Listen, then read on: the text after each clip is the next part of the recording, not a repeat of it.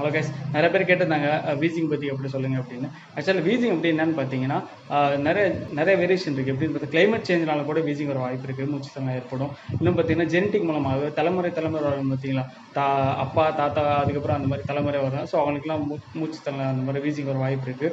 இன்னொன்று பார்த்தீங்கன்னா சளி ரொம்ப அதிகமாக அதிகமாக கட்டுச்சுன்னா அவங்களுக்கு வந்து மூச்சு திணறல் ஏற்படும். இப்போ வீசிங் வந்துச்சுன்னா அவங்க வந்து படுத்துட்டு இருப்பாங்க. ஸோ அவங்க நிமிர்ந்து உட்காருவாங்க. ஏன்னா வந்து அப்போ தான் ரிலாக்ஸ் பண்ணுறதுக்கும் வீசிங் வர கொஞ்சம் கண்ட்ரோல் ஆகும். ஓகே, இன்னொன்று பார்த்தீங்கன்னா நிறைய வந்து சளி இருமல் அதிகமாக இருந்துச்சுன்னா ஹாட் வாட்டர் வித் ஹனி 3 வேளைக்கு நல்லா கொடுத்தீங்கன்னா இவங்களுக்கு சளியெல்லாம் கரைஞ்சிரும். ஸோ உங்களுக்கு வந்து மூச்சு திணறல் ஏற்படாது, கொஞ்சம் ரிலாக்ஸாக இருக்கும்.